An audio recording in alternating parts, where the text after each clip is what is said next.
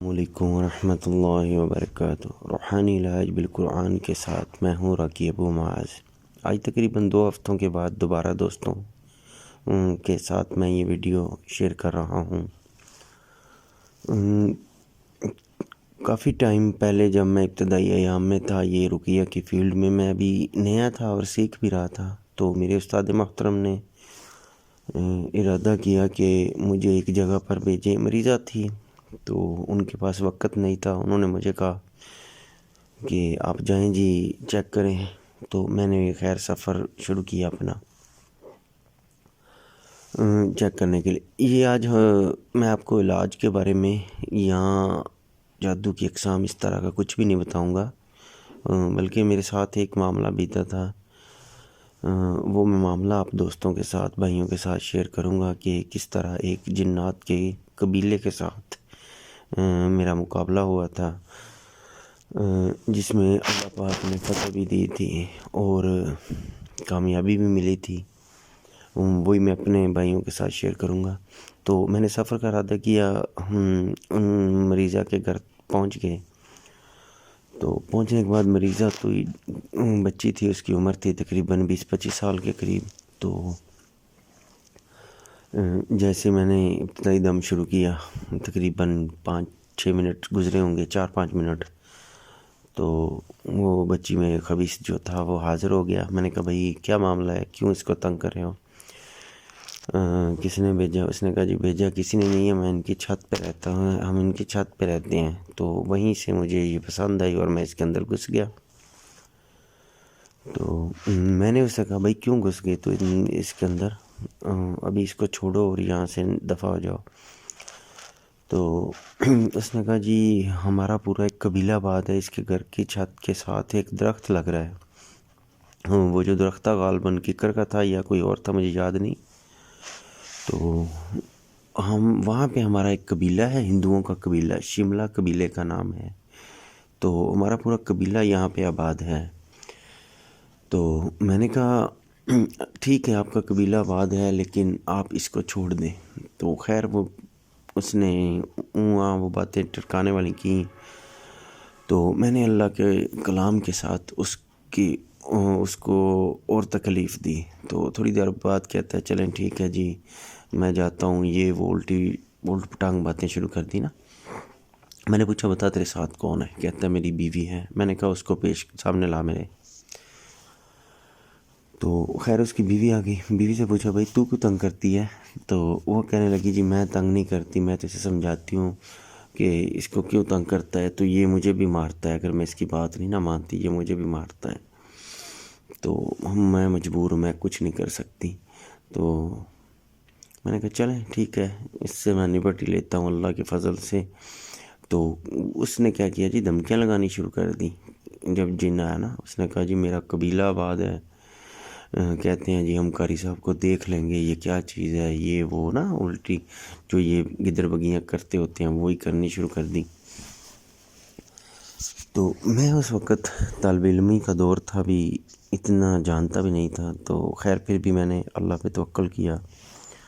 تو میں نے کہا ٹھیک ہے بھئی آ جائے، تیرا قبیلہ بھی دیکھ لیں گے، اسے بھی جو آئے گا تجھے چھڑانے کے لیے۔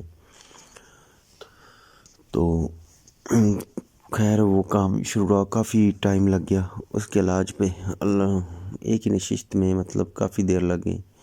تو تھوڑی دیر بعد میں نے اس کی بیوی سے پوچھا، وہ خود آیا، حاضر ہوا جی میں جاتا ہوں یہ وہ فلاں کرنے لگ گیا۔ تو میں نے اس کو کہا اپنی بیوی کو لایا۔ جب بیوی کو لایا میں نے بیوی سے پوچھا ہاں بھئی بتا اس کا کیا حال ہے؟ تو اس نے بتایا جی اس کی ہڈیاں ٹوٹ چکی ہیں، بازو ٹوٹ چکے ہیں، اس کی ٹانگیں ٹوٹ چکی ہیں اور یہ بہت زیادہ زخمی ہے۔ تو یہ ساری مار بے شک اللہ کے قرآن کی تھی، کیونکہ اللہ پاک فرماتے ہیں وَلَا يَزِيدُ الظَّالِمِينَ إِلَّا خَسَارًا۔ تو جو بھی اللہ کے کلام کے مقابلے میں آتے ہیں بے شک وہ خسارے میں ہیں۔ ظاہری بات ہے جو اللہ کے قرآن کا مقابلہ کرے گا وہ تباہ و برباد ہی ہوگا۔ تو میں نے اس سے بیوی سے کہا جن کی کہ بھئی تو یہ تو کہہ رہا تھا کہ قبیلہ ہے وہ تجھے قاری صاحب کو دیکھ لیں گے، مجھے دیکھ لیں گے، یہ کر دیں گے وہ کر دیں گے۔ کہتے جی اس کی حالت دیکھ کے سارے ہی توبہ توبہ کر رہے ہیں اور کانوں کو ہاتھ لگا رہے ہیں۔ تو میں نے شکر اللہ پاک کا ادا کیا. الحمدللہ میں اس قابل تو نہیں تھا، لیکن اللہ پاک نے اس طرح کی، اور بے شک میرے مالک کے ہاتھ میں عزت اور ذلت ہے. تو میرے اللہ پاک نے ایسا دبدبا اور رعب ان کے دلوں میں پیدا کر دیا. بے شک میرے رب کا ہی کرم تھا. بندہ تو کسی کام کا ہی نہیں، اور نہ اپنی مرضی سے کچھ کر سکتا ہے. تو وہاں پہ بیٹھا، پھر میں نے انہیں بتایا کہ بھائی وہ جن جو تھا نا، وہ کسی بھی صورت مرنے کے لیے تو تیار تھا، لیکن جانے کے لیے تیار نہیں تھا. دیکھیے، یہاں میں اپنے بھائیوں کو بتاتا چلوں کہ ہر کیس جو ہوتا ہے اختیار میں کسی کے نہیں کوئی ہوتا. نہ کسی کی وہ مرضی سے مارا جا سکتا ہے اور نہ نکالا جا سکتا ہے. یہ اللہ پاک کا فضل ہوتا ہے. وہ چاہے تو 1 منٹ میں کر دے، چاہے تو مہینے لگ جائیں، چاہے ہفتے لگیں، اور چاہے سال. یہ جو کہہ دینا جی میں فوراً نکال دوں گا، میرے خیال میں ایسا ممکن نہیں، جب تک میرا رب نہ چاہے. اور اس میں دیر بھی لگ جاتی ہے، بعض کیسوں میں بڑے لمبا بھی چلا جاتا ہے، بعض میں جلدی بھی ہو جاتا ہے. تو پھر میں نے اسے کہا جی آپ ہم وہاں پہ آئیں. وہاں پہ ان کے کوئی ریلیٹیو رہتے تھے جو مجھے لے کے گئے تھے. تو تقریباً 1 ہفتہ ہمارے پاس رہیں، دم کروائیں، علاج کروائیں، جس طرح ہم بتائیں گے وہ پڑھائی کریں. تو انشاءاللہ اللہ نے چاہا تو اس کا خاتمہ ہو جائے گا. تو بات یہاں بتانے کا مقصد یہ تھا کہ ضروری نہیں کہ آپ نے کوئی بہت بڑے چلے کیے ہوں. آپ نے قبرستانوں میں یہ الٹے سیدھے کام کریں، تبھی آپ کی مدد کے لیے فرشتے آئیں گے، یا موکلات جسے کہتے ہیں آپ. دیکھیں، ہمیں موکلات کی ضرورت، مدد کی ضرورت تو ہے ہی نہیں. ہمارا ایمان ہے جو اللہ کی کتاب پر ہے، اللہ کے فرمان پر ہے، بس اس سے بڑھ کر کوئی چیز ہے ہی نہیں. جس طرح صبح شام کی دعاؤں کا اہتمام کریں، اذکار کا اہتمام کریں. جب اللہ پاک کہہ رہا ہے وہ صبح سے لے کے شام تک میری حفاظت میں ہے، تو بتائیں جس کی حفاظت کا ذمہ اللہ پاک کے پاس ہو، کیا اسے کوئی چیز نقصان پہنچا سکتی ہے؟ بے شک بالکل بھی کوئی چیز نقصان نہیں پہنچا سکتی. تو یہی ہمارے لیے کافی ہے. پرہیزگار ہو انسان، متقی ہو، نمازوں کا پابند ہو، خاص کر سنتوں کو اپنانے والا ہو، تو جو بھی ہے وہ ان شیاطین کا مقابلہ بڑی آسانی سے کر سکتا ہے. اس کے لیے کوئی لمبے چوڑے وظیفے کرنے کی، کوئی عمل کرنے کی کوئی ضرورت نہیں. یہ آج قصہ بتایا میں نے اس لیے ہے کہ دیکھیں، جب میں کچھ بھی نہیں تھا تب بھی اللہ پاک نے اتنا فضل کیا. تو یہ میں بھی آپ بھائیوں کی طرح ہی تھا، سیکھنے کا عمل تھا. خیر ابھی بھی سیکھ رہا ہوں، شاید مرتے دم تک سیکھتا رہوں. بس خدا نہ خواستہ کسی بھائی بہن کے ساتھ یہ مسئلہ بن جائے تو آپ لوگوں نے بالکل پریشان نہیں ہونا. اللہ کی مدد بے شک ہر کسی کے ساتھ ہوتی ہے. اللہ کو خاص حاضر ناظر جان کے دل سے مانگیں. آپ واللہ اگر آپ اللہ اکبر بھی کہیں گے، یہ بھی اس پر بڑا بھاری ہوگا.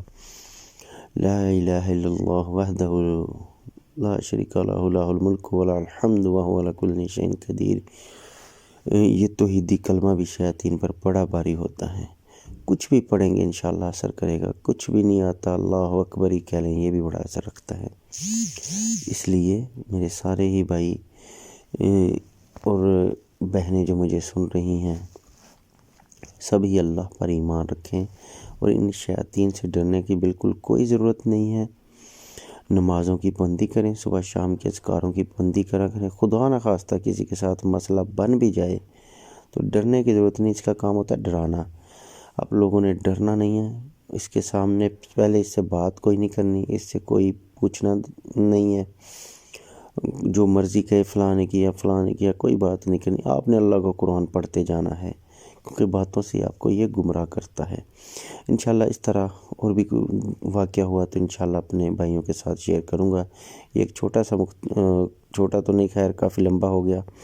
ایک میرے ساتھ واقعہ پیش آیا تھا جب ابتدائی ایام تھے، جو میں نے اپنے بھائیوں کے ساتھ شیئر کیا، تاکہ جو لوگ سیکھ رہے ہیں یا اس فیلڈ میں ہیں ان کے لیے بھی فائدہ مند ہو، اور وہ اللہ پہ ان کا توکل جو ہے اللہ پر مزید بڑھ جائے. اب بھائیوں سے اجازت چاہتا ہوں. انشاءاللہ اگلی ویڈیو میں پھر ملاقات ہوگی. تب تک کے لیے اللہ حافظ، اپنا خیال رکھیے گا۔ السلام علیکم ورحمۃ اللہ وبرکاتہ۔